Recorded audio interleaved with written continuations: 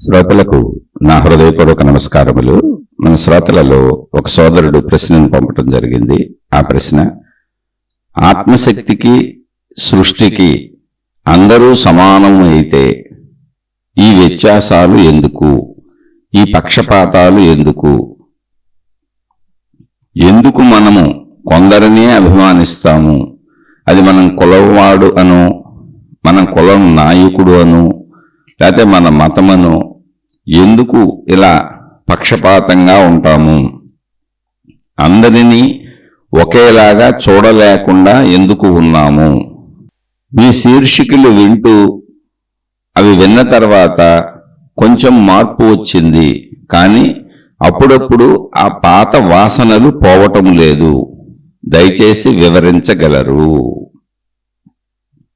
ఇదండి మన సోదరుడు అడిగినటువంటి ప్రశ్న. ఏంటి ప్రశ్నని మరోసారి అర్థం చేసుకునే ప్రయత్నం చేద్దాం. ఆత్మశక్తి అని మనం దేన్ని అనుకుంటున్నామో, సృష్టి శక్తి అంటే సృష్టికి మొత్తం అందరూ సమానం అయితే ఈ వ్యత్యాసాలు ఎందుకు, ఈ పక్షపాతాలు ఎందుకు?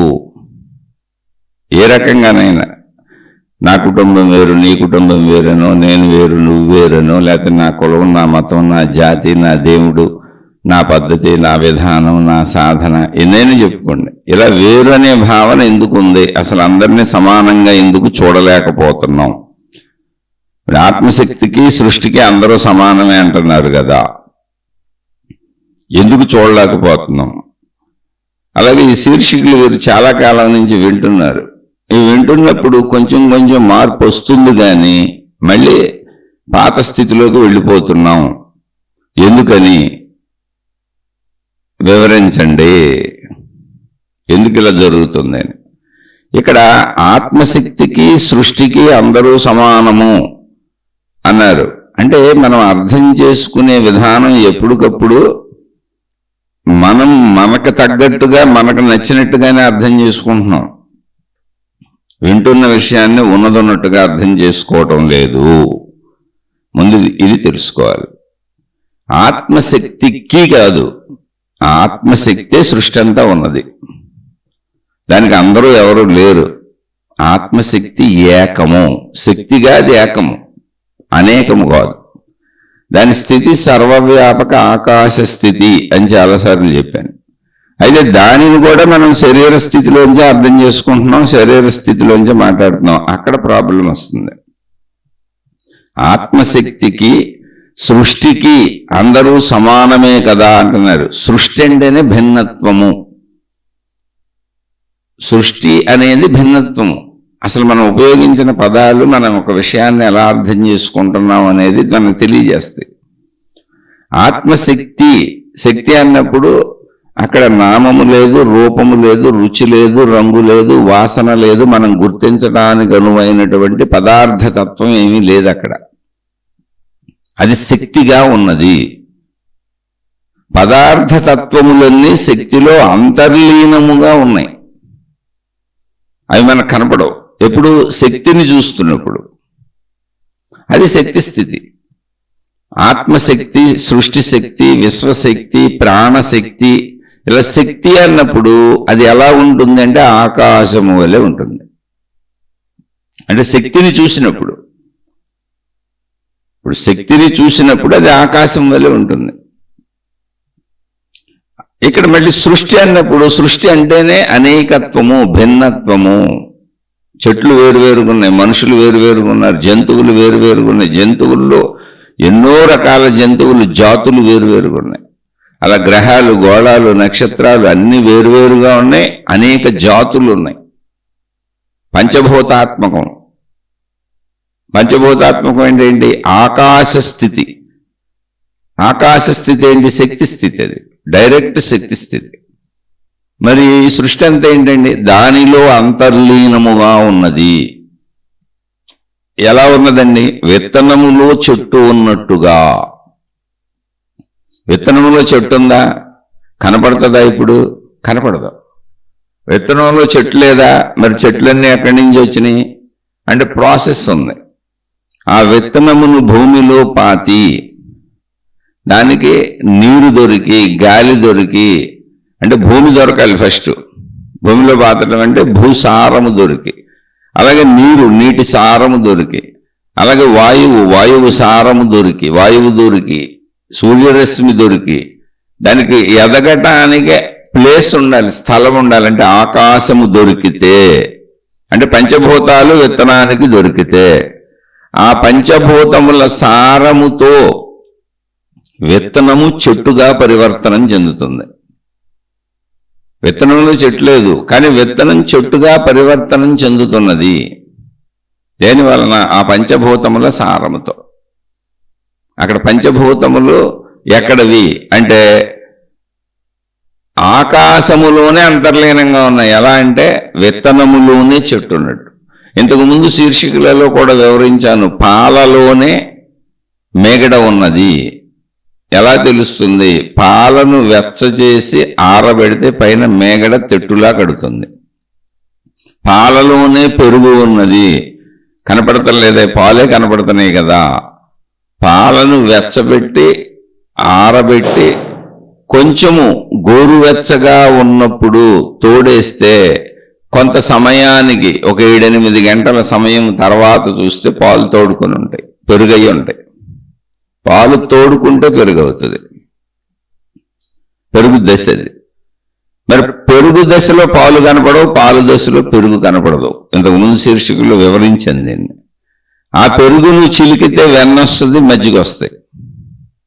పాలలో వెన్న కనపడదు, మజ్జిగ కనపడదు, పెరుగు కనపడదు, మేగడ కనపడదు. వెన్నను కాస్తే నెయ్యి వస్తుంది.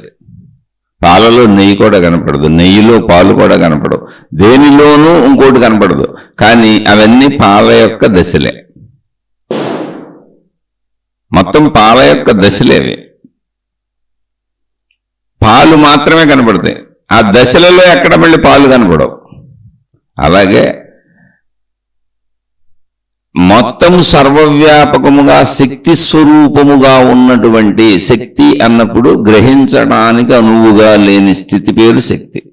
ఎవరు గ్రహించడానికి అనువుగా లేదు అంటే మనిషి గ్రహించడానికి అనువుగా లేదు.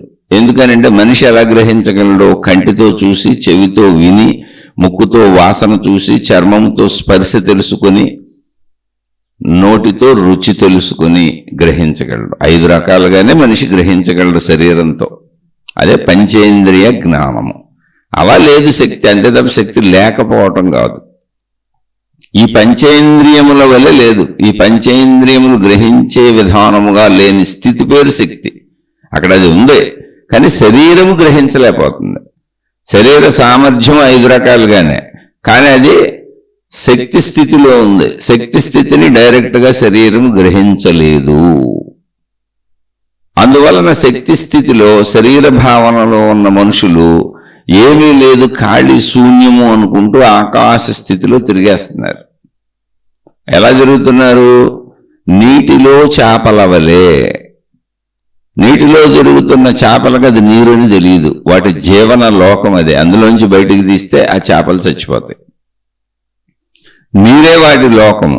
నీటిలో అడుగునుండేటువంటి చేపల వంటి జీవులన్నింటికీ నీరే లోకము. నీటిలోంచి బయటకు వస్తే చచ్చిపోతాయి. నీరు వాటికి మనం ఎలా ఆకాశం అనుకొని తిరుగుతున్నామో ఆ నీరు వాటికి ఆకాశము వల్లే కనపడుతుంది, ఖాళీ వల్లే, శూన్యము వల్లే కనపడుతుంది అనిపిస్తుంది వాటి శరీర నిర్మాణమును బట్టి. అందుకని అవి నీటిని గుర్తించట్లా, అది ఖాళీ అనుకొని శూన్యం అనుకొని తిరిగేస్తున్నాయి. నీటి అడుగునుండేటువంటి చేపల లాంటి అనేక జీవులు ఎలా అయితే నీటిని ఆకాశము అనుకొని తిరిగేస్తున్నాయో, ఎలా అయితే విత్తనములో చెట్టు దర్శనం అవ్వకుండా కాలగమనములో పంచభూతముల సహాయంతో విత్తనము చెట్టుగా మారుతున్నదో, అలాగే మనుషులు ఆకాశమని పేరు పెట్టుకున్న శక్తిలో శూన్యము అనుకొని తిరిగేస్తున్నారు, నీటిలో చేపలు తిరిగినట్టు. కానీ అది నీటిలో చేపలు ఎలా తిరుగుతున్నాయో శక్తిలో మనం అలాగే ఉన్నాం.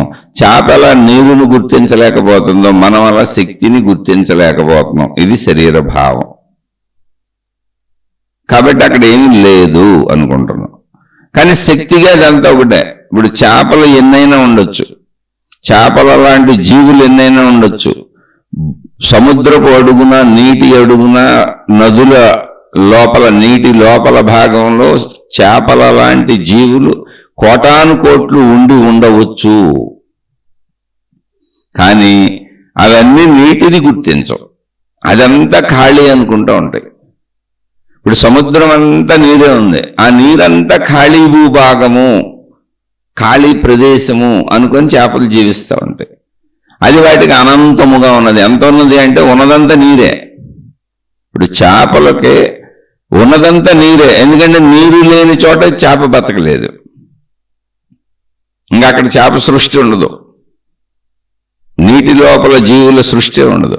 అంటే నీటి లోపల జీవుల సృష్టి ఎంత ఉంది అంటే ఉన్నదంతా అదే, ఎందుకంటే నీరు లేకపోతే అక్కడ ఆ సృష్టి జరగదు, అవి బతకవు కనుక. అలాగే మనం నివసిస్తున్నటువంటి ఈ సృష్టి ఎంత ఉంది అంటే ఉన్నదంతా అదే, ఏకత్వము. ఎందుకంటే మనం జీవించాలంటే ఈ వాతావరణమే ఉండాలి, ఇదే ఉండాలి, ఉన్నదంతా అదే శక్తి తత్వము. మనం గ్రహిస్తున్నదంతా అదే, మన సృష్టి అంతా అదే. ఎందుకని అది లేకపోతే మనం బతకం. అంటే మనం ఎంత దూరం బతుకుతాం, ఎంత బతుకుతాం అంటే ఉన్నదంతా అదే, అందులో బతుకుతాం. అందుకే అది మనకి ఏకత్వము.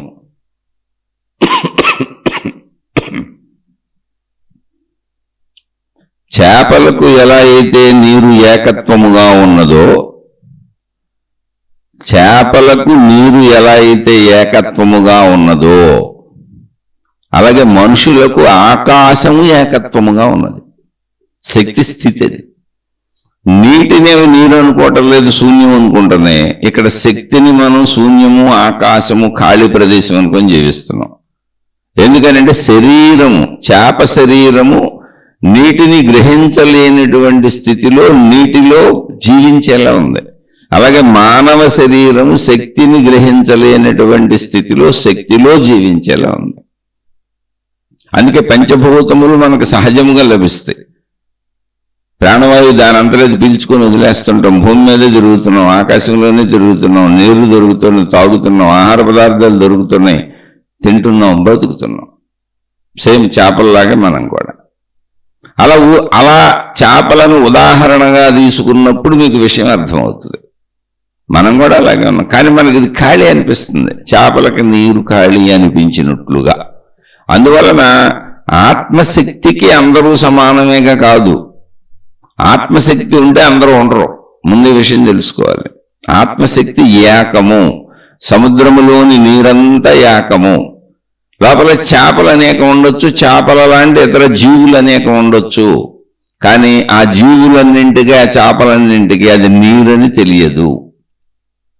అది ఖాళీ అనుకొని, శూన్యం అనుకొని, అక్కడ ఎటువంటి అడ్డంకులు లేవనుకొని అవి ప్రయాణం చేసుకుంటూ జీవిస్తున్నాయి. అక్కడే పుడుతున్నాయి, అక్కడే పెరుగుతున్నాయి, అక్కడే చనిపోతున్నాయి. ఇది జరుగుతున్నటువంటి విషయం. సేమ్ మనం కూడా అంతే. సముద్రములో చేపలు ఎలా ఉన్నాయో అవి సముద్రాన్ని గుర్తించకుండా నీరు ఖాళీ ప్రదేశమని ఎలా తిరుగుతున్నాయో దానికి కారణం వాటి శరీర నిర్మాణం. వాటికి నీరు అడ్డం పడతలేదు, బరువుగా లేదు, ఘనత్వంగా లేదు. ఏది అడ్డుపడనట్టుగా శూన్యముగా నీరే అనిపిస్తుంది. కానీ మన శరీర నిర్మాణానికి ఆ నీరు అడ్డంగా ఉంటుంది, బరువుగా ఉంటుంది, ఘనత్వంగా ఉంటుంది. మనం చనిపోతాం అక్కడ. ఆ నీటి లోపల మనం బతకలేం. కానీ చేప శరీర నిర్మాణానికి నీరు లేనట్టుగా అనిపిస్తుంది అని. అది శరీర నిర్మాణములో ఉన్నటువంటి మాయాజాలం. మనది కూడా అంతే. మన శరీర నిర్మాణములో ఉన్న మాయాజాలం, మన శరీరం పంతీరు శబ్దస్పర్శ రూపరసగంధములు. మనకి ఈ శక్తి తెలియట్లేదు. ఆకాశం ఖాళీ అనుకొని తిరిగేస్తున్నాం. శక్తిని గ్రహించే శక్తి మన శరీరానికి లేదు. నీటిని గ్రహించే శక్తి చేపకు లేనట్టుగా. ఇదంతా మళ్ళీ రిపీటెడ్గా ఎందుకు చెబుతున్నానంటే శక్తి ఏకము. శక్తికి అందరూ సమానం కాదు. అసలు శక్తి ఉంటే అందరూ ఉండరు, అందరూ ఉంటే శక్తి ఉండదు. ఆత్మశక్తి అన్నప్పుడు జీవరాశి లేదు అక్కడ. సృష్టి ఎక్కడ ఉంది? ఆత్మశక్తిలో అంతర్లీనముగా ఉన్నది. పాలలో మేగడ ఉన్నట్టుగా, పెరుగున్నట్టుగా, మజ్జిగ ఉన్నట్టుగా, నెయ్యి ఉన్నట్టుగా. కానీ ఇప్పుడు కనపడతాం, ఏం కనపడుతున్నాయి? పాలు మాత్రమే కనపడుతున్నాయి. పాలు కనపడుతూ ఉన్నప్పుడు ఇవన్నీ ఉన్నాయని చెబితే ఎవరు నమ్ముతారు? వీటిని అన్నింటినీ తయారు చేసి చూపిస్తే వాళ్ళకి నమ్మకం కుదురుతుంది. ఇవి మన రోజువారీ జీవితంలో అనుభవిస్తున్నాం కనుక పాలు, పెరుగు, మజ్జిగ, వెన్న, నెయ్యి ఉదాహరణగా నమ్ముతాం. కానీ అనందాత్మశక్తి ఎరుకొచ్చినప్పుడు శక్తిలో సృష్టి పంచభూతాత్మకమై, ఆ పంచభూతాత్మక సృష్టి అనేకమై అనంతంగా విడివిడిగా వేరువేరుగా అనిపిస్తున్నది, కనిపిస్తున్నది, వినిపిస్తున్నది. ఎవరికి? సృష్టిలో ఉన్నటువంటి మనిషికి, సృష్టిలో ఉన్నటువంటి జీవరాశులకు. కానీ మొత్తముగా సృష్టి ఒకటే, సృష్టి ఏకమే మొత్తంగా. ఇది అర్థం అవ్వాలి అంటే దాన్ని ప్రాసెస్లోకి వెళ్ళి అర్థం చేసుకోవాలి. పాలు ఒకటే, అవే పెరుగు అవుతాయి, అదే మజ్జిగ అవుతాయి, అదే నెయ్యి అవుతాయి, అదే వెన్న అవుతాయి, అదే మేకడ అవుతుంది. అవే పాలతో పన్నీరు పదార్థములు కూడా తయారు చేస్తూ ఉంటారు. పాలతో తయారయ్యే అనేక పదార్థములు ఉన్నాయి. కానీ పాలు ఒకటే. వీటన్నింటికి ఆధారము పాలే. ఇప్పుడు పన్నీరు తీసుకున్న ఆధారమేమి? పాలే. నెయ్యి తీసుకున్న ఆధారమేమి? పాలే. పెరుగు తీసుకున్న ఆధారమేమి? పాలే. మజ్జిగ తీసుకున్న ఆధారమేమి? పాలే. మేకడ తీసుకున్న ఆధారమేమి? పాలే. అదేంటి వీటికి ఆధారం పాలేంటండి? అసలు పాలకి దీనికి సంబంధం కనపడతలేదు అంటే పాల యొక్క వివిధ దశలని. అవి మొత్తం పాలే. పెరుగైంది పాలే, వెన్నయింది పాలే, నెయ్యి అయింది పాలే, మేకడైంది పాలే, మజ్జిగైంది పాలే. ఇలా అయినప్పుడు పాలు లేవు. అందరూ ఉన్నారు, సృష్టి ఉందన్నప్పుడు నీకు శక్తి కనపడదు. ఎందుకంటే సృష్టిగా ఉన్నది శక్తే. లేదు ఇవన్నీ అక్కర్లేదు నాకు, పాలు, పెరుగు, ఈ పెరుగు, వెన్న, నెయ్యి, మేకడ, మజ్జిగ ఇవేమీ అక్కర్లేదు, నాకు పాలు చాలు అంటే డైరెక్ట్గా పాలు కనపడతాయి. పాలను చూస్తే పాలలో ఉన్నటువంటి అనేక తత్వములను చూడలేవు. అంటే పెరుగు, మజ్జిగ, వెన్న, నెయ్యి చూడలేవు. పెరుగు, మజ్జిగ, వెన్న, నెయ్యి దేన్ని చూస్తున్నా పాలను చూడలేవు. ఇది సృష్టి కనపడుతుంటే నువ్వు శక్తిని చూడలేవు. శక్తిని చూస్తే సృష్టి ఉండదు. ఎందుకంటే సృష్టి అంతర్లీనంగా ఉంది. విత్తనములు చెట్టు కనపడదు. పరిస్థితులను బట్టి చెట్టు వస్తుంది. అది రావడానికి దానికి నిర్దిష్ట సమయము, ప్రణాళిక, పద్ధతి అన్నీ పంచభూతముల సహకారం ఉండాలి. కాబట్టి విత్తనంలో ఇప్పుడు ప్రస్తుతం విత్తనమే ఉంది, కానీ విత్తనము నుంచే చెట్టు వస్తుంది అనేది భూమి మీద అనుభవజ్ఞులైన వారికి తెలుస్తుంది. మళ్ళీ చిన్నపిల్లలకు తెలియదు. మీరు అప్పుడే పుట్టిన చిన్నపిల్లల్ని అడిగితే తెలియదు. అలాగే అనుభవజ్ఞతను పెంచుకోవటం కోసం ఆత్మజ్ఞాన చదువు, ఆధ్యాత్మిక చదువు చదువుకుంటున్నాం. ఎందుకనంటే అది మన సంపూర్ణత కనుక. మనమే అది. విత్తన దశలో ఉన్నది శరీరము. అనంత ఆత్మశక్తి ఎరుకకు ఈ జ్ఞాన సంపద, ఆత్మజ్ఞాన సంపద, ఆత్మజ్ఞాన విద్య, బ్రహ్మ విద్య, ఆధ్యాత్మిక చదువు మన యొక్క సంపూర్ణతను అంటే ఆత్మశక్తిని మనకు దర్శింపజేస్తుంది. అలా దర్శింపజేయడానికి అనువుగా విత్తన దశలో ఉన్న శరీరము ద్వారా, గ్రహణ శక్తుల ద్వారా, జ్ఞానశక్తి ద్వారా దాన్ని గ్రహిస్తూ తెలుసుకునే ప్రయత్నం చేస్తున్నాం. అదే చదువుకుంటున్నాం. అందుకు ఇప్పుడు మీరు ఎప్పుడైతే ఆత్మశక్తి అన్నారో, ఆత్మశక్తికి అందరూ సమానమే అనే పదమే వాడకూడదు అసలు. అంటే మనం సరిగ్గా అర్థం చేసుకోవట్లేదు. అర్థం చేసుకున్న దాన్ని మళ్ళీ శరీర భావంలోనే అర్థం చేసుకొని శరీర భావానికి అన్వయించుకుంటున్నాం. కాదు, శక్తి అన్నప్పుడు శరీర భావం ఉండదు. సర్వవ్యాపక ఆకాశము, విశాల సముద్రము, లోపల చేపలు ఉన్నాయి. మొత్తం ఉన్నదంతా నీరే. అలాగే ఉన్నదంతా ఆకాశమే. ఎక్కడైనా సముద్రాన్ని ముక్కలు ముక్కలుగా విడగొట్టగలమా? ఆ నీటిని ముక్కలు ముక్కలుగా విడగొట్టగలమా? భాగములు చేయగలమా? ఏక నీరది. అందులో అనేకముగా ఉన్న జీవరాశులు ఉన్నాయి, అనేక చేపలు ఉన్నాయి, అనేకముగా ఉన్న ఇతర జీవరాశులు ఉన్నాయి. అన్ని విడివిడిగా ఉన్నాయి, పరిమితిగా ఉన్నాయి. నీరు పరిమితిగా లేదు, విడివిడిగా లేదు, ఏకముగా ఉన్నది. అలాగే ఆకాశం అనే శక్తి సాగరము, ఇది శక్తి సాగరం, శక్తి సముద్రం. ఇది ఆకాశ గంగా అని కూడా పిలుస్తారు దీన్ని. అది శక్తి సాగరం. ఆ శక్తి సాగరం ఏకముగా అనంతముగా ఉన్నది. దానిలో సృష్టి, దానిలో ఉన్నది సముద్రములో చేపలు ఉన్నట్టుగా. అందుకని ముందు గుర్తుపెట్టుకోండి, ఎప్పుడైతే శక్తి అన్నారో అక్కడ సృష్టి లేదు, అనేకత్వము లేదు, బహువచనము లేదు, ఏకవచనము. మళ్ళీ ఆ ఏకవచనమునకు పరిమితి లేదు, దానికి ఒక స్థితిని అంటే ఇంతే ఉన్నదని చెప్పడానికి తెలియదు, దానికి ఒక రూపము లేదు, దానికి ఒక దృశ్యము లేదు, దానికి ఒక శబ్దము లేదు, దానికి ఒక రుచి లేదు, దానికి ఒక వాసన లేదు. అది అనంతము, అఖండము, సర్వవ్యాపకము. ఇవి దాని లక్షణాలు. అది అలా ఉన్నది. కాబట్టి శక్తి అన్నప్పుడు ఇక మనతో సహా సృష్టి లేదు, మనం కూడా శక్తిలో లీనమైపోయి ఉన్నాం. విత్తనములో చెట్టు ఉన్నట్టు ఆ చెట్టుకున్న ఆకులు, కొమ్మలు, పువ్వులు, కాయలు, పళ్ళు అన్ని విత్తనంలోనే ఉన్నాయి మొత్తం.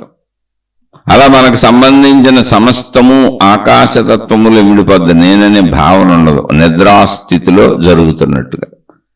నిద్రాస్థితి అదే మనకి, ఆకాశ స్థితికి వెళ్ళిపోతున్నాం. అప్పుడు సృష్టి లేదు, ప్రపంచము లేదు, నేను లేను. నేనుంటే అసలు ఏదైనా నేనే లేను. అంటే ఏమైంది? అంతా శక్తిలో విలీనమైపోయింది. నిద్రాస్థితి అంటే ప్రాణశక్తి స్థితిలోకి వెళ్ళిపోయాం. శరీర స్థితి, మనోస్థితి లేదు అక్కడ. కాబట్టి ముందు ఆత్మశక్తికి అందరూ సమానమేగా అనేది అసలు మీరు అర్థం చేసుకున్న విధానంలోనే లోపం ఉన్నది. ఇది లోపం ఉన్నది అని మిమ్మల్ని ఏదో తక్కువ చేసి చెప్పాలని నా ఉద్దేశం కాదు. అర్థం చేసుకునే ఎవరైనా విషయాన్ని కరెక్ట్గా ఉన్నదన్నట్టుగా అర్థం చేసుకోవాలి. ముందు ఇది అర్థం చేసుకోవటం అంటే చదువేగా. చదువు కరెక్ట్గా చదువుకోవాలి. అది మనకు అవుతామా లేదా, మోక్షం పొందుతామా లేదా, ఆత్మసాక్షాత్కారం కలుగుతుందా లేదా, ఆ స్థితి మనకు వస్తుందా లేదా తర్వాత విషయం. అసలు అర్థం చేసుకోవటమే తప్పుగా అర్థం చేసుకుంటే ఆ స్థితి ఎప్పటికి రాదు. అందుకని ఆత్మశక్తికి అందరూ సమానం కాదు. ఆత్మశక్తి ఏకము, సర్వవ్యాపకము, అనంతము, అఖండము, అనిర్వచనీయము. అంటే వాక్కులతో చెప్పటానికి, వచనములతో చెప్పటానికి కుదరదు. అవాంగ్మానస గోచరము. వాక్కులతో చెప్పటానికే కాదు, శబ్దాలతో చెప్పటానికే కాదు, భాషతో చెప్పటానికే కాదు, మనసుతో ఊహించటానికి కూడా కుదరదు. ఎందుకని ఉన్నదంతా అదే అయితే ఊహించేది ఎవరు? అక్కడ సృష్టి లేదు. సృష్టి ఉండే ఒక మనిషి ఉంటే ఊహిస్తాడు, మాట్లాడతాడు. ఆత్మశక్తికి సృష్టి లేదు. మనిషి ఉంటే పరిమితత్వం ఉంటుంది, అనేకత్వం ఉంటుంది. సృష్టి ఉంటే అనేకత్వం అన్నీ ఉన్నాయి ఇంకా మనిషి ఉంటే. కానీ అక్కడ మనిషి లేడు, సృష్టి లేదు. పాలలో ఉన్న ఇతర పదార్థములు మేగడ, పెరుగు, మజ్జిగ, వెన్న, నెయ్యి వలె అనంత ఆకాశతత్వములో సృష్టి ఇమిడిపోయింది. పాలు ప్రాసెస్కి గురైతే మిగిలిన పదార్థాలు కనపడతాయి. మిగిలిన పదార్థాలు కనపడుతున్నప్పుడు పాలు పెరుగైనప్పుడు పాలు ఉండవు, పెరుగు వెన్న నెయ్యి అయినప్పుడు పాలు ఉండవు. ఏ స్థితిలోనూ ఇంకో స్థితికి సంబంధించింది దర్శనం అవ్వదు. ఎప్పటికప్పుడు ఆ స్థితి మాత్రమే దర్శనం అవుతుంది. అందుకని మనం ఇప్పుడు శరీర స్థితిలో ఉండి ఆత్మస్థితిని శరీర స్థితికి అన్వయించుకొని మాట్లాడకూడదు. దానిగా అర్థం చేసుకోవాలి. మనం శరీర స్థితిలో ఉన్నాం. స్థితి పాల స్థితిలో ఉన్నప్పుడు మిగిలిన ఇతర స్థితులు తెలియదు. పెరుగు స్థితికి వెళ్ళినప్పుడు పాల స్థితి తెలియదు, మిగిలిన ఇతర స్థితులు తెలియదు. మజ్జిగ స్థితికి వెళ్ళినప్పుడు పాల స్థితులు తెలియదు, మిగిలిన ఇతర స్థితులు తెలియదు. వెన్న స్థితికి వెళ్ళినప్పుడు పాల స్థితులు తెలియదు, మిగిలిన ఇతర స్థితులు తెలియదు. నెయ్యి స్థితికి వెళ్ళినప్పుడు పాల స్థితి తెలియదు, మిగిలిన ఇతర స్థితులు తెలియదు. ఎప్పటికప్పుడు ఆ స్థితి ఒకటే తెలుస్తుంది, అది అయ్యింది కనుక. అలాగే మనకు కూడా శరీర మనోస్థితులు తప్ప, ప్రాపంచిక సృష్టి స్థితి తప్ప, అనేకత్వము తప్ప, పరిమితత్వము తప్ప మిగిలిన స్థితి మనకు తెలియదు. ఇప్పుడు మనం ఈ స్థితిలో ఉన్నాం, శరీర స్థితిలో ఉన్నాం. ఆ శరీరాన్ని నడిపేది మనస్సు. ఆ మనోస్థితి పరిశీలిస్తే అర్థమవుద్ది, లేకపోతే శరీరమే అనుకుంటూ వెళ్ళిపోతుంటాం. కాబట్టి మన స్థితిలో ఆ స్థితిని, ఆత్మస్థితిని అర్థం చేసుకుంటున్నాం, చదువుకుంటున్నాం తప్ప ఆ స్థితి మనకు తెలియదు. దాన్ని శరీర స్థితికి అన్వయించుకోకూడదు. ఆ స్థితిని ఆ స్థితిగా చదువుకోవాలంతే. ఆ స్థితి ఏకత్వము. దానికి ఉదాహరణలు మీకు అనేకంగా చెబుతున్నా. సముద్రములోని నీటిలోని చేపలవలే నీరు వాటికి ఖాళీగా కనపడుతున్నది, వివరణ కూడా ఇస్తుంది. అలాగే మనకు ఆకాశం ఖాళీగా కనపడుతుంది. ఆకాశమే శక్తి స్వరూపము, అది అనంతముగా ఉన్నది. అందులో మనం జీవులు సృష్టిగా ఉన్నాము. సృష్టిగా ఉన్నప్పుడు ఆకాశాన్ని శూన్యం అంటున్నాం, అందుకేమీ లేదు అక్కడ. శూన్యము ఏమీ లేదనుకొని తిరిగేస్తున్నాం. చేపలు ఎలా అయితే నీటిలో ఏమీ లేదనుకొని తిరిగేస్తున్నాయి, మనం కూడా అలాగే తిరిగేస్తున్నాం. కానీ నీరు ఎలా చేపలకు ప్రాణాధారమై ఉన్నదో అలాగే మనకి ఆకాశము సృష్టి మొత్తానికి ప్రాణాధారమై ఉన్నది, మనకే సృష్టికి. కానీ అది ఖాళీ అని మనం భావించుకుంటున్నాం. దానికి కారణం శరీర నిర్మాణం, పరిమిత భావం. కాబట్టి జాగ్రత్తగా వినేవాళ్ళు ఎవరమైనా చెప్పే నేనైనా శరీర భావములో ఉన్నాం, శక్తి భావాన్ని చదువుకుంటున్నాం. దాని పేరు ఆధ్యాత్మిక చదువు, ఆత్మజ్ఞాన చదువు. ఆ చదువుకుంటూ తెలుసుకొని అర్థం చేసుకునే ప్రయత్నం చేస్తున్నాం. అర్థమైపోలేదు, కానీ దాన్ని శరీర భావానికి తెచ్చి అర్థం చేసుకోకూడదు. అది పదే పదే చెప్పేది, అది ఏకత్వము. ఇప్పుడు శరీర భావానికి వచ్చేటప్పటికి సృష్టికి అందరూ సమానమేగా కాదు, సృష్టి అనేకత్వము. అందరూ సమానమేనా? మనుషులందరూ ఉన్నారు, మనుషులు వేరువేరుగా ఉన్నారు. చెట్లు ఉన్నాయి, చెట్లు వేరువేరుగా ఉన్నాయి. జంతువులు ఉన్నాయి, అనేక రకాల జంతువులు వేరువేరుగా ఉన్నాయి. వీటికాటికి వాటి జీవన శైలి వేరు, వాటి పద్ధతి వేరు, వాటి విధానం వేరు. సృష్టిలో ఉన్న గ్రహగోళ నక్షత్రముల నుంచి చిన్న బ్యాక్టీరియా వరకు దేని జీవన శైలి దానికి వేరు, అన్ని వేరు వేరు, సమానత్వమే లేదు అసలు. అక్కడ అడవిలో క్రూర జంతువులన్నీ సాధు జంతువులను చంపుకు తింటాయి, పెద్ద చేపలు చిన్న చేపలను తినేస్తాయి. సమానత్వం ఎక్కడుంది? మానవుడు ధార్మిక వ్యవస్థను పెట్టుకున్నాడు జ్ఞానం చేత, లేకపోతే మానవుడు కూడా జంతు ప్రపంచమే. అందుకే మోసాలు, అన్యాయాలు, కుట్రలు, కుతంత్రాలు, అక్రమాలు, దుర్మార్గాలు ఇవన్నీ మానవులు ఎందుకు చేస్తున్నారంటే జంతు ప్రవృత్తి ఉంది. ధార్మిక వ్యవస్థను జ్ఞానం చేత పెట్టుకున్నాడు. చట్టాలు, న్యాయస్థానాలు, విధానాలు, పద్ధతులు ఇదంతా మానవ లోకం నిర్మించుకొని మానవుడు తన మేధస్సుతో నిర్మించుకున్నటువంటి లోకం. ఇక్కడ చట్టాలు పెట్టుకున్నాడు, పోలీసు వ్యవస్థ పెట్టుకున్నాడు, మిలిటరీలు పెట్టుకున్నాడు, ధర్మాలు పెట్టుకున్నాడు.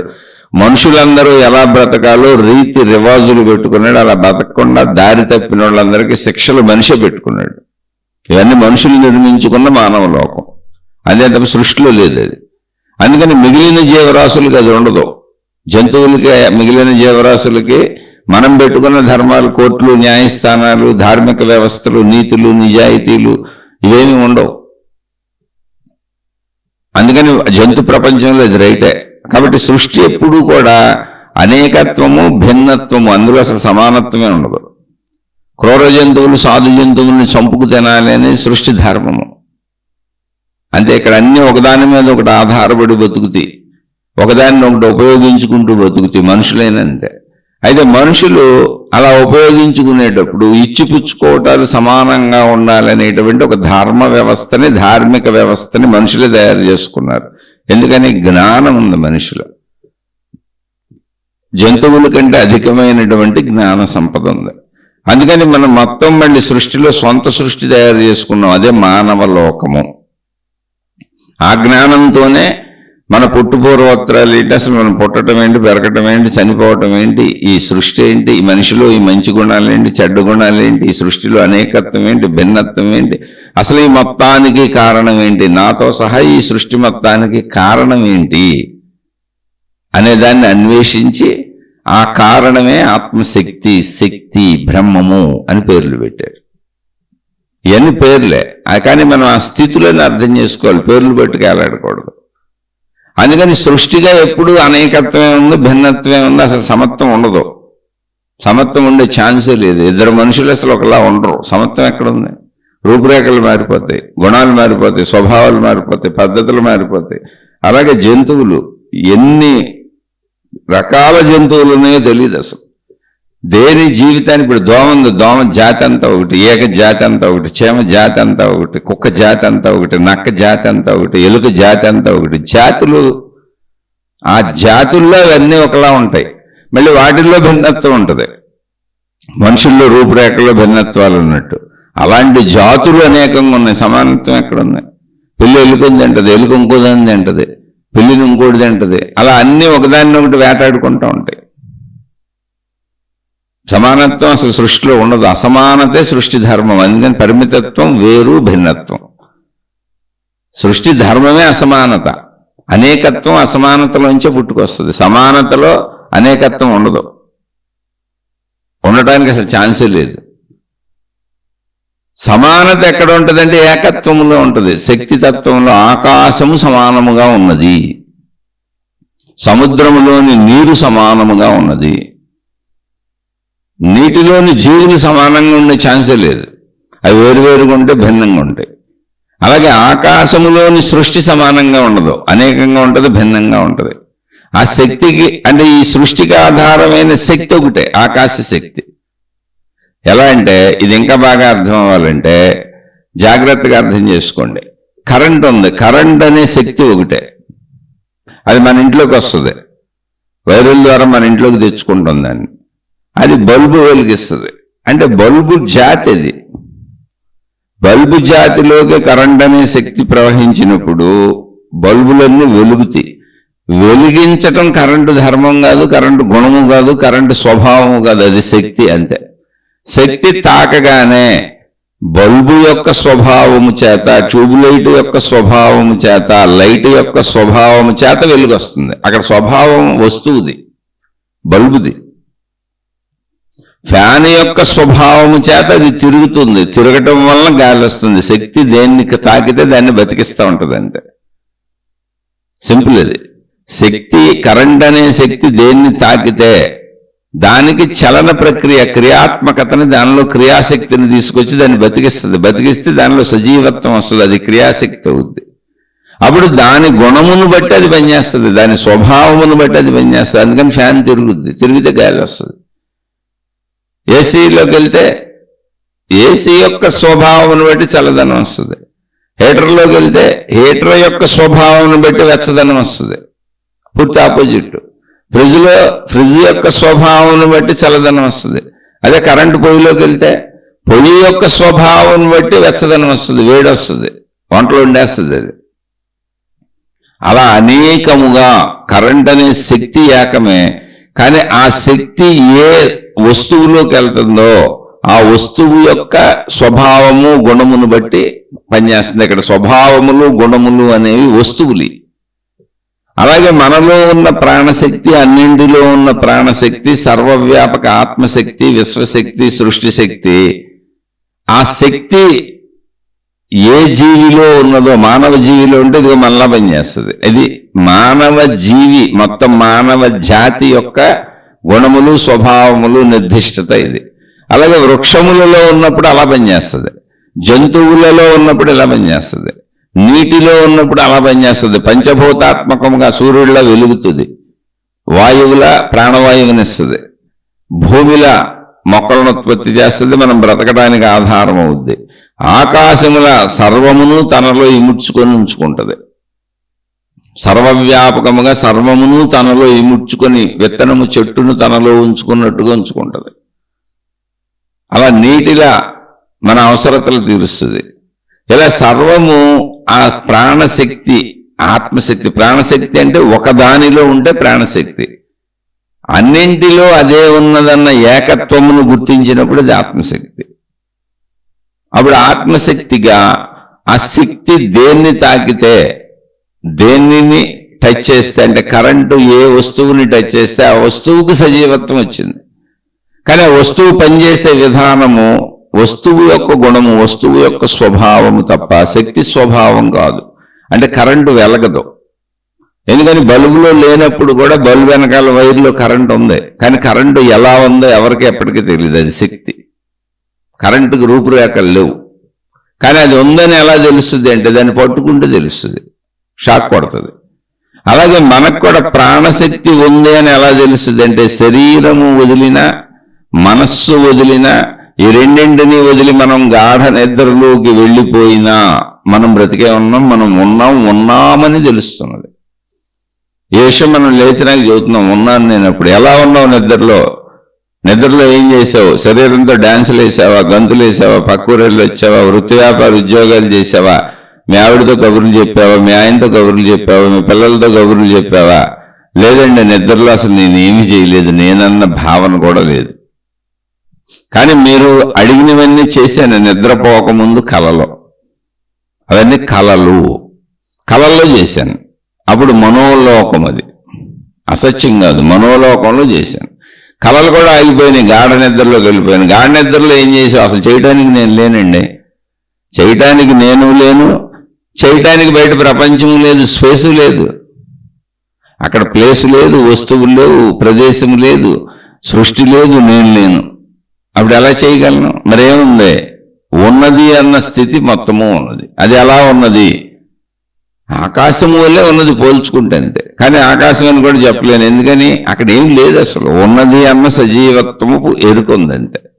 అదే నిద్రాస్థితి. అంటే ఏంటి? శక్తిగా ఉండిపోయినప్పుడు ఎలా ఉంటుంది? నిద్రాస్థితి వల్లే ఉంటుంది, ఆకాశ స్థితి వల్లే ఉంటుంది. శక్తి వస్తువును తాకినప్పుడు ఎలా ఉంటుంది? కరెంట్ అనే శక్తి బల్బును తాకినప్పుడు వెలుగుతుంది, విడిగా కరెంటు వెలగదు, దానికి ఆ స్వభావం గుణం లేదు. అలాగే ఫ్యాన్ తిరిగినప్పుడు గాలి వస్తుంది, ఫ్యాన్ తిరుగుతుంది, కరెంటు తిరగదు. కరెంట్ అనే శక్తి తాకింది, శక్తి తాకితే తిరగటం ఫ్యాన్ గుణము.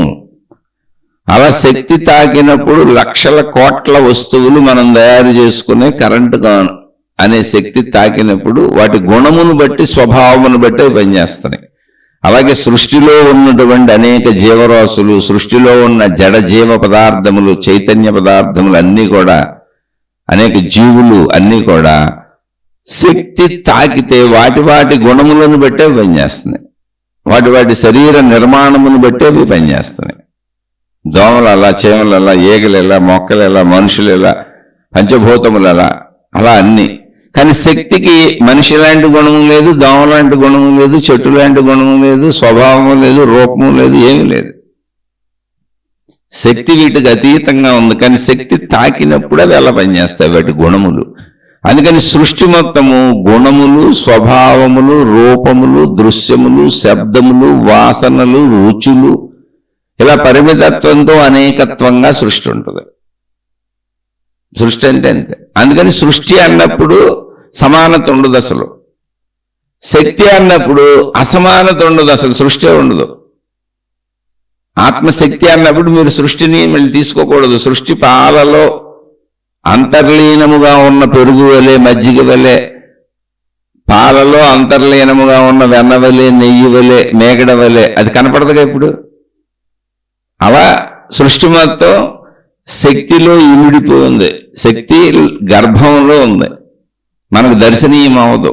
శక్తిని చూడగలిగిన వాడు సృష్టిని చూడడు, ఎందుకంటే అది కనపడదు. వేరుశనగకాయలు గింజలు వేరుశనగకాయని పగలగొట్టే వరకు కనపడదు. చెరుకులో ఉన్నటువంటి రసము చెరుకును పిప్పి చేసే వరకు బయటకు రాదు. చెరుకును పిప్పి చేస్తేనే రసం వస్తుంది, విడిగా మనకు కనపడదు, అసలు రసం కనపడదు. అలా శక్తి భావన అర్థమైతే సృష్టి అంతమైపోద్ది. సృష్టిలో ఉంటే శక్తి ఎప్పటికీ దర్శనం అవ్వదు, ఎందుకని నువ్వు వేరు భావనలో, పరిమిత భావనలో ఉన్నావు. చెరుకునే చూస్తుంటే రసం ఎప్పటికీ అందులో కనపడదు, రాదు. రసం వచ్చినాక చెరుకు ఉండదు. ఇక చెరుకుని పీల్చి పిప్పి చేసేస్తే రసం బయటకు వస్తుంది, ఇంకా అప్పుడు చెరుకే ఉండదు. అలా ఏదో ఒక స్థితిని మీరు అర్థం చేసుకోగలరు, అంతే తప్ప వింటూ నాకు అర్థమైపోయింది అనుకొని పాల స్థితిని, మేగడ స్థితిని, పెరుగు స్థితిని, వెన్న స్థితిని, నెయ్యి స్థితిని, మజ్జిగ స్థితిని, అన్ని స్థితుల్లోనూ పాల స్థితుల్లో కలిపేసుకోబోకుండా కనపడవుగా, అసలు ఉండవుగా. పాల స్థితి ఉంటే మిగిలిన స్థితులు ఉండవు, లేదా నెయ్యి స్థితి ఉంటే మిగిలిన స్థితులు ఉండవు, మజ్జిగ స్థితి ఉంటే మిగిలిన స్థితులు ఉండవు, పెరుగు స్థితి ఉంటే మిగిలిన స్థితులు ఉండవు, వెన్న స్థితి ఉంటే మిగిలిన స్థితులు ఉండవు. అన్ని స్థితులకు కారణభూతం పాలు, అంతే. కార్యకారణ సంబంధంలో ఈ స్థితులన్నింటికి మూలమేంటి? పాలు. పాలు కనపడుతున్నాయా? లేదు, కనపడవు. ఏ స్థితి ఉంటే ఆ స్థితి కనపడదు. అలాగే నువ్వు మనిషిని అంటే మనిషి స్థితి, శరీర స్థితి, ఆ స్థితిని విడిగా పెట్టుకో, పక్కన పెట్టుకో, అది సత్యము. శరీర స్థితి అసత్యం అని నేను ఎప్పుడు చెప్పలేదు, ఇప్పుడున్న స్థితి సత్యము.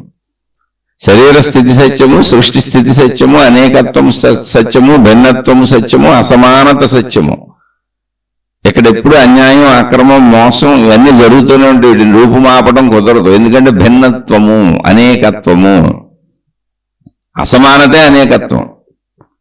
ఇప్పుడు అడవిలో క్రూర జంతువులన్నీ సాధు జంతువులను చంపుకు తింటే ఇప్పుడు చంపబాగానే వాటికి హిత బోధలు చేస్తే అవి చచ్చిపోతాయి, అవేం తిని బతకాలి? వాటికి అలాగే ఉంది. అయితే మనుషులుగా మనకున్న జ్ఞానము చేత మనం నీతి నిజాయితీలతో బతకొచ్చు, మంచితనంతో బతకొచ్చు, ధర్మంతో బతకొచ్చు. అటువంటి అవకాశములు మనకున్నాయని మనం ఏర్పరచుకున్న వ్యవస్థలో మనమే మనుషులకు బోధ చేసుకుంటూ తిరుగుతున్నాం. కానీ ఎప్పటికీ అసమానతలు ఎలా ఉంటాయి? ఎందుకని? బోధ అర్థమైన వాడు బాధ పెట్టడు ఎవరిని. బోధ అంటే ఏంటి? అనంత ఆత్మశక్తి యొక్క తత్వం అర్థం అవ్వాలి. ఆ తత్వ ప్రకారం ఇదంతా ఏకత్వము. పాల ప్రకారము మిగిలిన ఉత్పత్తులన్నీ పాలోత్పత్తులే, వాటన్నిటికీ ఆధారం పాలే. కానీ ఈ విషయం ఎవరికి తెలుసు? అందులో జ్ఞానం ఉన్న వాళ్ళకి తెలుసు. అలాగే కరెంట్ అనే శక్తి అర్థమైన వాడికి మీ వస్తువులన్నింటినీ తిప్పేది కరెంట్. కరెంట్ లేకపోతే వస్తువులు దేనికి పనికిరావు, జడములు, అవి వాటి పనిని చేయలేవు. ఫ్యాన్ తిరగాలన్నా, ఏసీ పనిచేయాలన్నా, ఫ్రిడ్జ్ పనిచేయాలన్నా, ఇస్త్రీపెట్టి పనిచేయాలన్నా, హీటర్ పనిచేయాలన్నా, అనేక కరెంటు మీద నడిచే వాహనములు కానీ వస్తువులు కానీ పనిచేయాలన్నా కరెంట్ అనే శక్తి ఉండాలి. అక్కడ శక్తి లేకపోతే అవి నిర్వీర్యములు, దేనికి పనికిరావు. అలా ఈ వస్తువులన్నీ శక్తి లేకపోతే ఎలా నిర్వీర్యములు అయిపోతాయో, అలాగే సృష్టి మొత్తము ఆత్మశక్తి లేకపోతే, ప్రాణశక్తి లేకపోతే నిర్వీర్యము, పనికిరాదు. ప్రాణశక్తిలోనే, ఆత్మశక్తిలోనే సముద్రములో చేపల వలె ఇదంతా ఉంది. ఇది అర్థం అవడానికి, అవగాహన అవడానికి టైం పడుతుంది. అందుకని ముందు వినండి అంతే, దేనికి దానికి విడివిడిగానండి. మీ శరీర స్థితిలో నాకు అర్థమైపోయింది జ్ఞానం అని కల్పేసుకోబాకండి. మీ మనోస్థితిలో దాన్ని కల్పేసుకోబాకండి. మనోస్థితి మిథ్యాస్థితి. శరీరం వైపు మనం తీసుకొచ్చి శరీరము నేననే భావన కల్పించేది మనస్సు. సృష్టి ఉన్నది, సృష్టిలో చెట్టు పుట్ట చామ గుట్ట అన్నీ ఉన్నవి అనేటువంటి భావన కల్పించేది మనస్సు. అయితే దానికి సహకరిస్తున్నది ప్రాణశక్తి. ఆ ప్రాణశక్తి ఆత్మశక్తి. అంటే ఫ్యాను తిరగడానికి, బల్బు వెలగడానికి, హీటర్ పనిచేయడానికి, ఫ్రిడ్జ్ పనిచేయడానికి, ఏసీ పనిచేయడానికి, అనేక కరెంటుతో నడిచే వస్తువులన్నీ పనిచేయడానికి కారణభూతమైనది కరెంటే. అలాగే మొత్తం సృష్టి నడకకి కారణమైంది ప్రాణశక్తి, దాన్ని ఆత్మశక్తి అన్నారు. ఒక జీవిలో అంటే చెట్లో, పొట్లో, గొట్లో, మనిషిలో ఒక జీవిలో ఒక దానిలో శక్తి పనిచేస్తున్నప్పుడు ప్రాణశక్తి. మొత్తం అన్నింటికి అది ఆధారం, అది ఏకశక్తి అని తెలిసినప్పుడు ఆత్మశక్తి. ఇది ముందే ఎలా తెలుస్తుంది? మన శరీర భావంలో ఉన్నాక మనం కేవలం చదువుకుంటున్నాం.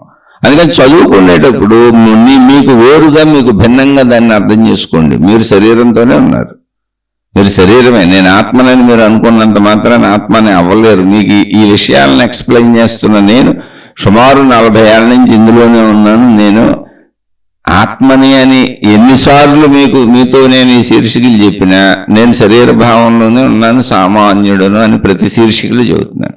ఎందుకని ఆ భావం నాకు రాలా. భావం చెప్పటం వేరు, అర్థం అవటం వేరు, ఆ స్థితి అనుభవం అవటం వేరు. అదే నేను అయిపోవటం వేరు. అది నేను అవలా. నేను శరీరపరంగానే ఉన్నాను, నా కుటుంబ బాధ్యతలు ఉన్నాయి. శరీరపరమైనటువంటి మనుషులకు ఉండేటువంటి అన్ని రకాల సమస్యలు ఉన్నాయి, అన్ని రకాల సుఖాలు ఉన్నాయి, అన్ని రకాల కష్టాలు ఉన్నాయి. నేను చెబుతున్నాగా. అంటే ఏంటి? ఇప్పుడు నేను వేరుగా ఉండి నా యొక్క సంపూర్ణతని నేను తెలుసుకుంటున్నా, కానీ నేను ఇంకా పొందలేదాన్ని. అలా పొందడానికి చేసే ప్రయత్నం ఇది. కాబట్టి ఆత్మశక్తికి, సృష్టికి అందరూ సమానమేగా. కాబట్టి ఎందుకు మనం సమంగా ఉండలేకపోతున్నాం? భేదభావాలతో ఉంటున్నాం, కులమత భేదాలతో ఉంటున్నాం. ఈ కులం, ఆ కులం అని అన్ని పక్షపాతంగా ఎందుకు ఉంటున్నాం? ఏ విషయంలో అయినా అసలు నా వాళ్ళు, నాదే అని, వాళ్ళు వేరు నేను వేరని ఎక్కడైనా సరే అసలు ఎందుకు ఉంటున్నాం అంటే శరీర స్థితిలో అలాగే ఉంటుంది. ఫ్యాన్ వేరు, బల్బు వేరు, బల్బుల్లో మళ్ళీ ట్యూబ్ లైట్ వేరు, రకరకాల బల్బులు ఉన్నాయి, రకరకాల కాంతులు ఉన్నాయి, రకరకాల వెలుగులు ఉన్నాయి, జాతులు ఇవి. అలాగే మనుషుల్లో కూడా వేరు భావన ఉంటుందిగా, పరిమిత సృష్టి భావన కదా. ఎందుకు వేరుగా ఉంటున్నాంటే వేరు భావన మనం పెట్టుకున్నాం, మనం ఏర్పాటు చేసుకున్నాం. పరిమిత భావం శరీర భావంలో అలాగే ఉంటుంది. శరీరం తెలుస్తుందిగా వేరు వేరని.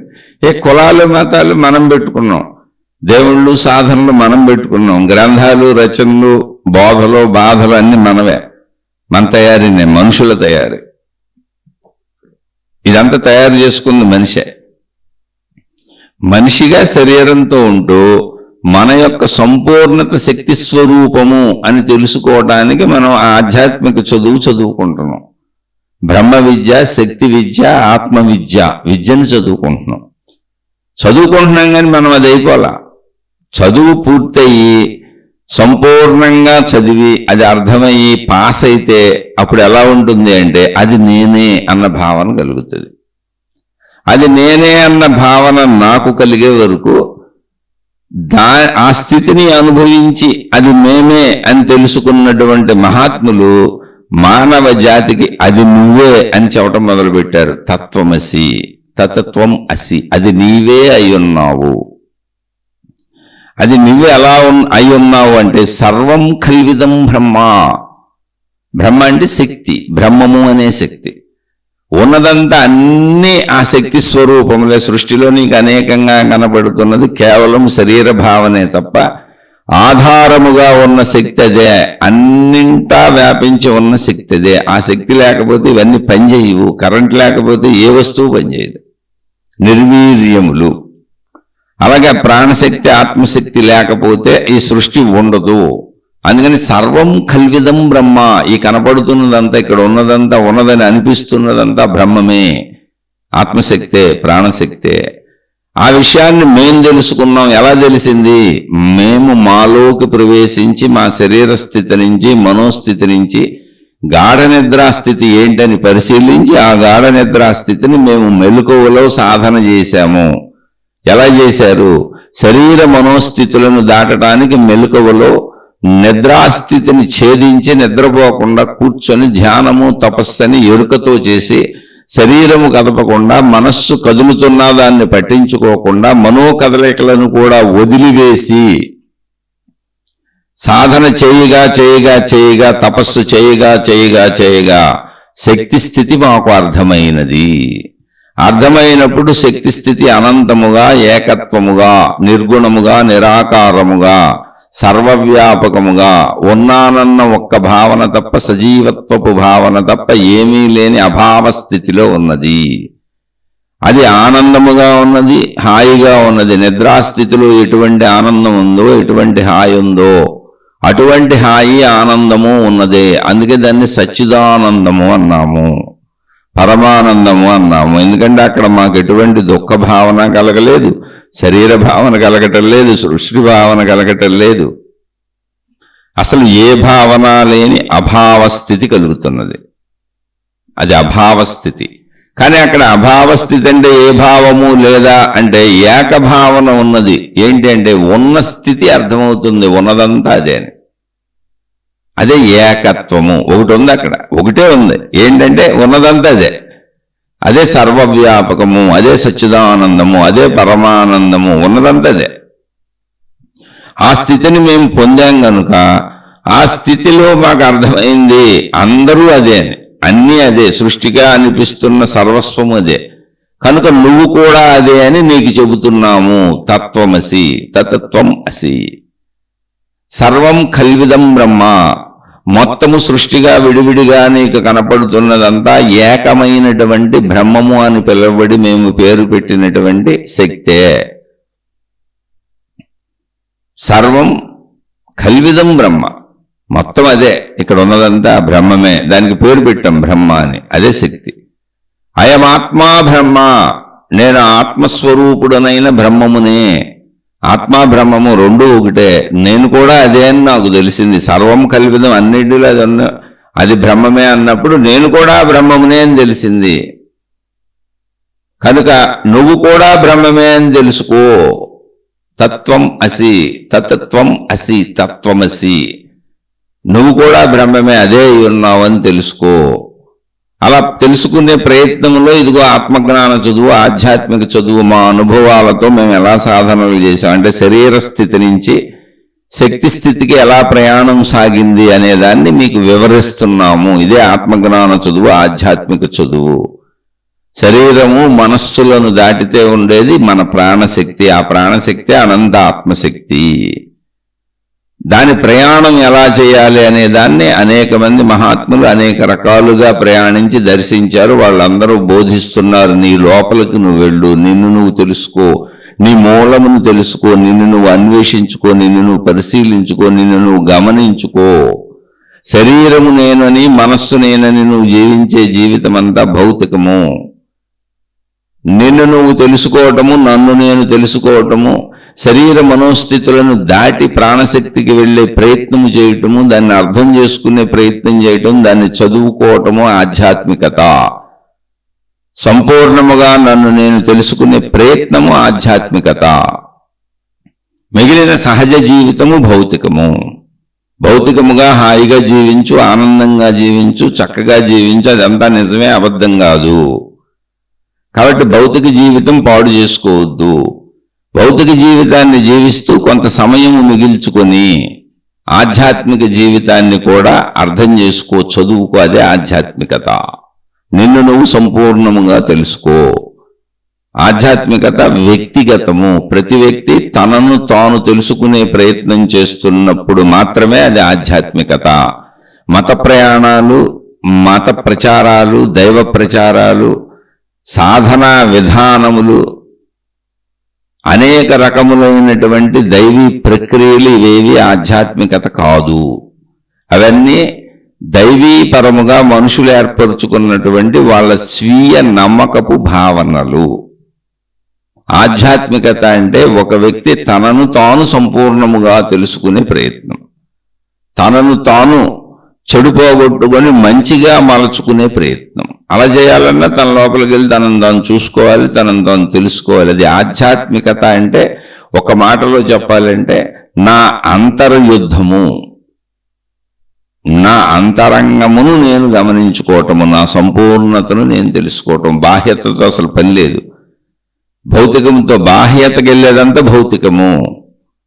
బాహ్యతతో పని లేకుండా, అసలు శరీరంతో పని లేకుండా కళ్ళు మూసుకొని నా లోపలికి నేను చేసే ప్రయాణం అంతా, నా పరిశోధన అంతా, నా అన్వేషణ అంతా మొత్తం ఆధ్యాత్మికము. శరీరంతో కళ్ళు తెరిచి ఇంద్రియాలతో బయటకు వెళ్ళేదంతా జీవన విధానం అంతా భౌతికము. అలానే భౌతికము సత్యమే, అసత్యము కాదు. సంపూర్ణ సత్యము. శరీరం ఉంది, మనసు ఉంది, సృష్టి కనపడుతుంది. రోజు తినాలి, తాగాలి, పడుకోవాలి, లేవాలి, శారీరక అవసరాలు తీర్చుకోవాలి, కోరికలు తీర్చుకోవాలి. వీటిలో ఈ తీర్చుకునేటువంటి పద్ధతిలో, అవసరాలు కోరికలు తీర్చుకునేటువంటి పద్ధతిలో తప్పులు చేయొద్దు. సాటి మనుషుల్ని మోసం చేయొద్దు. మనుషులందరూ మానవ ప్రపంచంలో ఒకరితో ఒకరు సంబంధ బాంధవ్యాలతో బ్రతకక తప్పదు. ఒకరి అవసరాలు ఒకరు తీర్చుకుంటేనే మానవ జాతి మనుగడ సాగుతుంది. కాబట్టి మోసాలు చేయొద్దు, తప్పులు చేయొద్దని ధర్మాలు, ధార్మిక వ్యవస్థను మనం పెట్టుకున్నాం, బాధ్యతలు పెట్టుకున్నాం, కర్తవ్యాలు పెట్టుకున్నాం, కుటుంబ వ్యవస్థ పెట్టుకున్నాం. అవి పాటించుకోండి అని మనమే చెప్పుకుంటున్నాం. అవన్నీ సృష్టికి సంబంధించినవి అసలు కాదు. నేను ఎందుకు అందరినీ సమంగా చూడలేకపోతున్నాను అంటే అసలు సమత్వం అనేది సృష్టిలో ఉండదు. ఒక చెట్టు ఒక మనిషి సమానం కాదు, ఒక జంతువు ఒక మనిషి సమానం కాదు. జంతువులలో అన్ని వాటి శరీర నిర్మాణములను బట్టి అవన్నీ కూడా వేరువేరుగానే ఉన్నాయి. మొత్తం అన్ని వేరువేరుగానే ఉన్నాయి. ఇది ఎక్కడ సమత్వం ఉండదు అసలు. జంతువులన్నీ వేరువేరు, మనుషులంతా వేరువేరు, చెట్లన్నీ వేరువేరు, జాతులన్నీ వేరువేరు, గ్రహగోళ నక్షత్రములు వేరువేరు. సృష్టి సమత్వము లేకపోవటమే విభేదము, విరోధము, అనేకము, అనేకత్వ భావన, పరిమిత భావన. అదే సృష్టితత్వం. సృష్టితత్వం అది. అంటే మళ్ళీ సృష్టికి అందరూ ఒకటేగా అనేది అసలు చాలా రాంగ్. అది మనం సరిగా అర్థం చేసుకోవట్లేదు అని. అయితే అన్నిటికీ ఆధారమైన శక్తి ఒకటే. మానవుడుగా మనకి ఇప్పుడు అందరూ ఒకటేగా అంటే ఒక పులి దగ్గరికి వెళ్ళి నుంచున్నాం అనుకోండి, పులి అందరూ ఒకటేగా అనుకోదు, మనం తినేస్తుంది. మనం జీవన్ముక్తుడైన ఆత్మజ్ఞాని అయినా సరే పులి మన తినేస్తుంది, పాము మన కరిచేస్తుంది. ఏ జంతువు, దోమలు మన కొడతాయి. ఏ జంతువు దాని ప్రవృత్తిని ప్రకటిస్తుంది, ఆ ప్రవృత్తి ప్రకారం జీవిస్తుంది. సృష్టిలో దేనికి అందరూ ఒకటని తెలీదు. ఒక మనిషికి అందరూ ఒకటి కాదు, అందరూ వేరువేరే సృష్టిపరంగా, కానీ ఆధార శక్తి ఒకటే అనే తత్వము తెలుసు. తెలుసుకోగలడు, తెలుసు కాదు, తెలుసుకోగలడు. అది తెలుసుకోమని చెబుతున్నారు. శక్తిపరంగా ఏకత్వమే తప్ప అది సృష్టిపరంగా భిన్నత్వమే, అసమానత.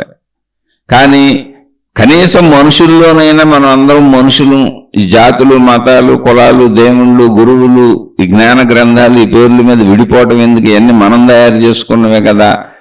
కామన్ సెన్స్ను ఉపయోగించి, మనకున్న జ్ఞానాన్ని ఉపయోగించుకొని మనకున్నటువంటి ఆ జ్ఞాన శక్తితో కనీసం మానవ జాతిలో ఉన్న భేదాలు లేకుండా జీవించడం కుదురుతుందా అని ట్రై చేయాలి. అలానే అక్కడ భేదాలు ఉన్నాయి, స్త్రీ పురుష భేదాలు ఉన్నాయి. స్త్రీ వేరు పురుషుడు వేరు, సమానత్వం ఉండదు. స్త్రీ పురుషుల మధ్య ఆకర్షణ ఉంటుంది. ఆ ఆకర్షణ వలన సృష్టి ముందుకెళ్తుంది. అలా పుడుతున్నప్పుడు పిల్లలు వేరు, రూపురేఖలు వేరు, అంతా వేరు వేరు విభిన్న తత్వమే సృష్టి. ఇక్కడ సమానత అసలు ఉండదు. కానీ ఆ సమానతను మనం జ్ఞానంతో తెచ్చుకోవాలి. మనలాంటి మనుషులే కదా అని మనుషులకు అన్యాయం చేయకూడదు. అలా అర్థం చేసుకోగలం తప్ప జ్ఞానంతో శక్తితత్వంగా ఇదంతా ఏకము అని ఆకాశతత్వంలో, సముద్రంలో, నీటిలో ఉన్న చేపలో నీరంతా ఒకటే అని గ్రహిస్తే చేపకు మోక్షం, అదంతా ఏకభావన. అలాగే మనిషి శక్తి అంతా ఒకటే అని గ్రహిస్తే ఆ భావాన్ని మోక్షం అని పేరు పెట్టారు. ఆ గ్రహించిన స్థితి పేరు మోక్షము. అంటే ఆ మోక్షం వస్తే శరీరం ఏం మాయమైపోదు, సృష్టి ఏమి మాయమైపోదు, సృష్టి ధర్మాలేం మారిపోవు, భిన్నత్వం ఏం పోదు. స్త్రీ పురుషులు వేరువేరుగానే కనబడతారు, జంతువులు వేరువేరుగానే ఉంటాయి. ఒకవేళ నాకు ఆ మోక్ష భావన తెలిసినా కూడా జంతువులన్నీ నా మీద దాడి చేస్తాయి. చుట్టూ ఉన్న మనుషులు ఎలా ఉన్నాడో అలాగే ప్రవర్తిస్తారు. కానీ నా అంతరంగంలో, నా ఆత్మభావంలో, నా లోపల భావ సంపదలో ఇది ఏకత్వం అన్న భావన నాకుంటుంది. అందువలన నాకు మరణ భయం ఉండదు. శరీరం యొక్క పరిమితత్వపు మరణ భయము, కోరికల భయము, సుఖభోగముల భయము పోద్ది. దాని కనీస అవసరాలు తీరుస్తాను. ఎందుకంటే శరీరం ఉన్నదని నాకు తెలుస్తూనే ఉంటుంది. జీవన్ముక్త దశ అంటారు దాన్ని. అంటే నాకు లోపల అనిపించే భావమే తప్ప సృష్టి ఏం మారదు నేను శక్తిని తెలుసుకుంటే. అందుకని నేను సమానంగా ఎందుకు ఉండలేకపోతున్నాను, సమత్వ భావాన్ని ఎందుకు చూపించలేకపోతున్నాం, ఈ పక్షపాతాలు ఎందుకు ఉంటున్నాయి, పాత వాసనలు ఎందుకు పోవటం లేదు అంటే శరీరపరమైన వాసనలు అలాగే ఉంటాయి. వాటిని పోగొట్టుకొని జ్ఞానంతో, జ్ఞానవాసనతో, జ్ఞానాగ్నితో, జ్ఞానాగ్ని దగ్ధ కర్మాణం అన్నారు. ఆ జ్ఞానం అనేటువంటి అగ్నితో ఈ వేరు భావాలు, పరిమిత భావాలను ఎప్పటికప్పుడు కాల్చేసుకుంటూ ఉండాలి. అవి వస్తానే ఉంటాయి. శరీరం ఉండగా, శరీరం ఉన్నంతకాలం వస్తూ ఉంటాయి. అందుకని మంచిగా బతుకు, మంచిగా బతుకు అంటున్నాం. కనీసం అది ధర్మంగా బతుకు, బాధ్యతలు కరెక్ట్గా చేయి, మంచిగా బతుకు. ఇదే ముందు ఆధ్యాత్మికం. ఎందుకని శరీరపరమైన ఆధ్యాత్మికం ఏంటి అంటే మంచిగా బతకటం, చెడుని పోగొట్టుకోవటం. అప్పుడు కూడా నువ్వు చూసుకోవాలి, నీ లోపలికి నువ్వు వెళ్ళాలి. నేను ఎలా పని చేస్తున్నాను, ఎలా ఆలోచిస్తున్నాను నీకు తెలియాలి. సింపుల్ అయిపోయింది అది. ఇది మంచిగా బతకటం. ఇక రెండవది, నేను ప్రాణశక్తిని, నా అనంత ఆత్మశక్తిని. అంటే ప్రాణశక్తి ఉందిగా, నాలో శరీరం ఉంది, మనసు ఉంది, ప్రాణశక్తి ఉంది. ప్రాణశక్తి లేకపోతే అసలు చచ్చిపోయాడు అంటున్నారుగా. కాబట్టి బతుకున్న జీవులన్నింటిలోనూ ప్రాణశక్తి ఉంది, మనలో కూడా ఉంది. కాబట్టి ప్రాణశక్తి ఉండగానే ప్రాణశక్తిని తెలుసుకుందాం. దానికి భౌతిక ప్రపంచపు శరీర జీవితాన్ని, మనోజీవితాన్ని చక్కగా జీవిస్తూ, కుటుంబ జీవితాన్ని జాగ్రత్తగా చేసుకుంటూ సమయం మిగిల్చుకొని ప్రాణశక్తిని తెలుసుకుందాం. అంతే తప్ప ఎప్పటికీ సృష్టి భిన్నత్వమే, ఏకత్వము కాదు. ఆత్మశక్తికి కాదు, సృష్టికి అందరూ సమానం కాదు. ఆత్మశక్తి అంటే ఏకత్వము. అక్కడ అసలు సృష్టి ఉండదు, అనేక భావాలు ఉండవు, ఏకభావం ఉంటుంది అంతే. అది ఆకాశ స్థితి. శక్తి ఇప్పుడు శక్తి స్థితి, ఇది ఆకాశ స్థితి. సృష్టి అన్నప్పుడు మొత్తం భిన్నత్వమే. అసలు ఆకాశ స్థితిని గుర్తించం. అది ఖాళీ అనుకొని, అది దేనికి పనికిరాదు అనుకొని, శూన్యం అనుకొని తిరిగేస్తుంటాం. అందుకని శక్తి ఇప్పుడు సృష్టి స్థితిలో అంతా భిన్నత్వమే ఉంది. కనపడేది అంతా భిన్నత్వమే. అది అబద్ధం కాదు, అది నిజమే. సృష్టి స్థితిలో అది నిజం, శక్తి స్థితిలో ఇది నిజం. స్థితి పాల స్థితిలో మిగిలిన స్థితులు కనపడవు, మిగిలిన ఏ స్థితిలోనూ పాల స్థితి కనపడదు. అలాగే సృష్టి స్థితిలో శక్తి స్థితి కనపడదు, శక్తి స్థితిలో సృష్టి స్థితి కనపడదు. శక్తి స్థితి అర్థమైనటువంటి మనిషి సృష్టి స్థితిలో పరిమిత శరీర భావనతో జీవిస్తాడు. మరణ భయం పోద్దంటే శారీరకమైనటువంటి విధానాలలో విపరీతమైనటువంటి ఆశ, అత్యాశ, దురాశ, భిన్నత్వము, చెడు, ఈర్ష్య, అసూయ, దేశము, పగ, ప్రతీకారాలు, కుట్రలు, కుతంత్రాలు ఇవన్నీ పోతాయి.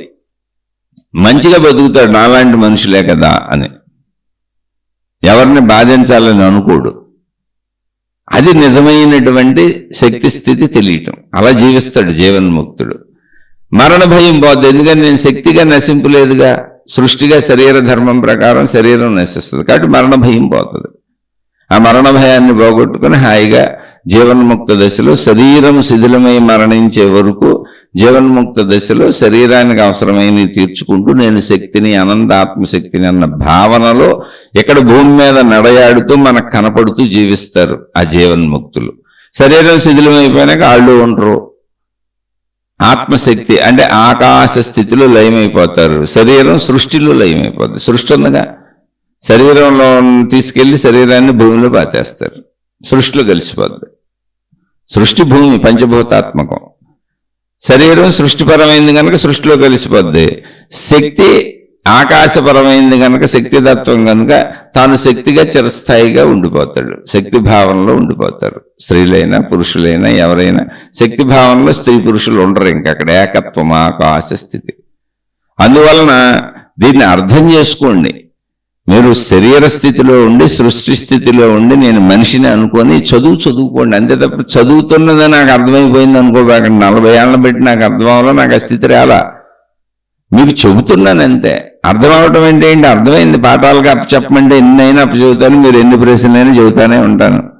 నా శరీరం సహకరిస్తే ఇలా చెబుతానే ఉంటాను ఎన్ని ప్రశ్నలకైనా. కానీ నేను శక్తిని అనేటువంటి జీవన్ముక్త దశలో ఒక రమణ భగవానులకి, ఒక నిసర్గదత్త మహారాజుకి, ఒక షిర్డీ సాయిబాబాకి, అనేక మంది మహాత్ములు జీవన్ముక్తులకి మేము అనంత ఆత్మశక్తి స్వరూపులమని ఢంకాబజాయించి చెప్పిన ఆ మహాత్ములకు అయినట్టుగా సంపూర్ణ భావానుభవము, జ్ఞానానుభవము, ఆత్మానుభవము నాకు కలగలేదు.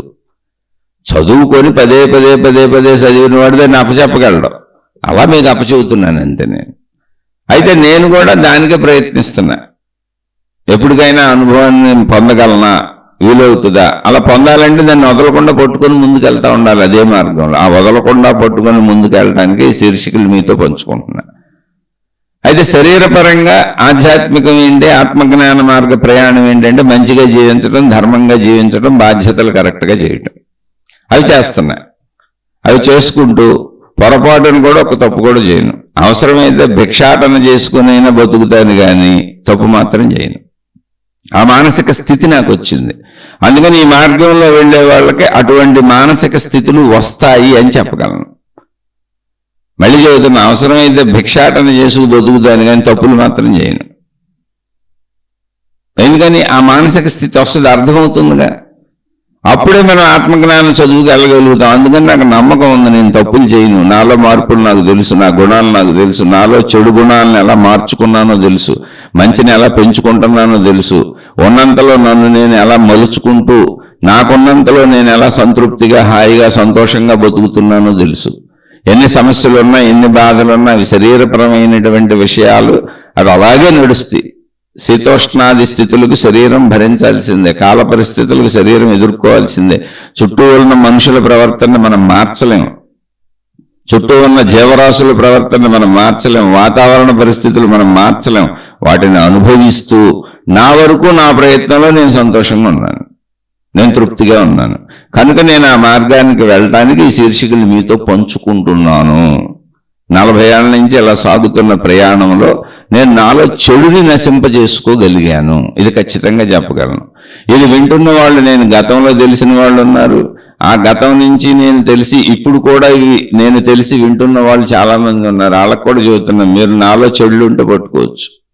నేను ఢంకాబజాయించి చెబుతున్నాను, నాలో చెడుని నేను పోగొట్టుకుని ప్రయాణిస్తున్నాను. ఇక్కడి నుంచి నాలో ఏ రకమైన చెడు జరగదు.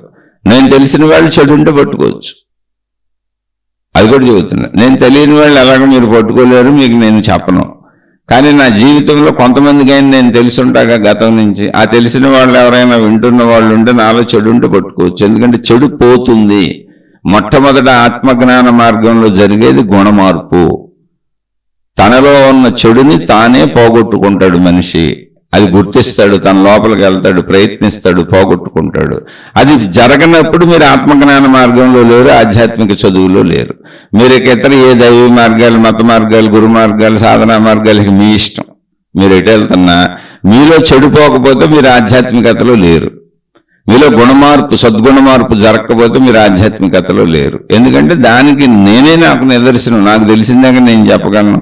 ఇప్పుడు ఎవరో మహాత్ముడు వచ్చి నాలో చెడు లేదన్నాడు అనుకోండి, నాకేం తెలుసు ఆయనలో చెడు ఉందో లేదో ఎలా తెలుస్తుంది?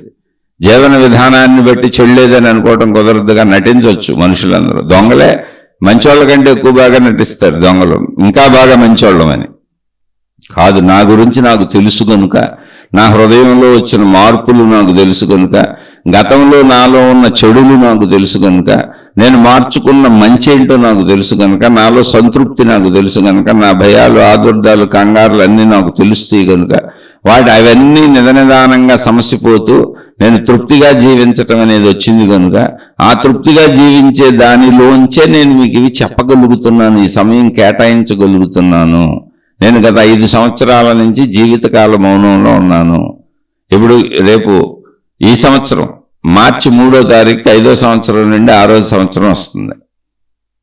అయితే జీవితకాల మౌనం అంటే ఏంటి? మీరు మాట్లాడలేదండి. మాట్లాడబోతే ఈ శీర్షికలు ఎలా చెబుతాను? నా కుటుంబ సభ్యులతో మాట్లాడుకుంటాను, అవసరం ఉండి బజారు పనులు ఉన్నప్పుడు, ఏదైనా అత్యవసర పనులు ఉన్నప్పుడు మాట్లాడుకుంటాను. కానీ మిగిలిన అనవసరమైన ఏ విషయాలు తగిలించుకోను. మా ఇంటికి ఎవరు రారు, నేను ఎవరింటికి వెళ్ళను.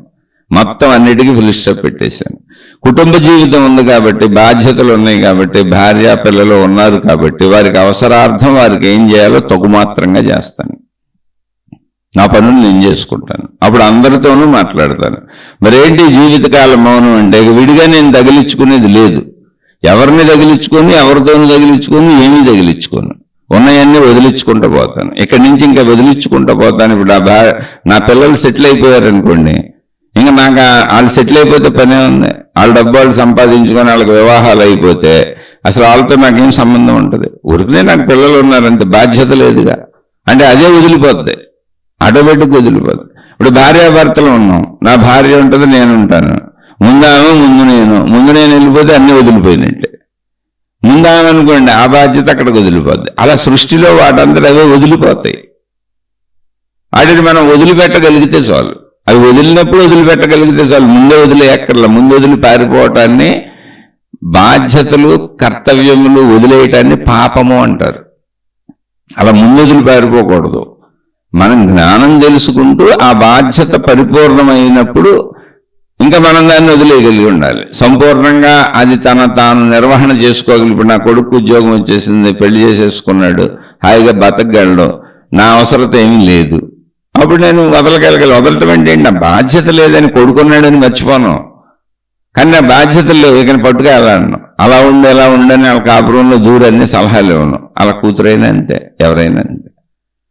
అది మనం గ్రహించటం, అది వదలటం అంటే.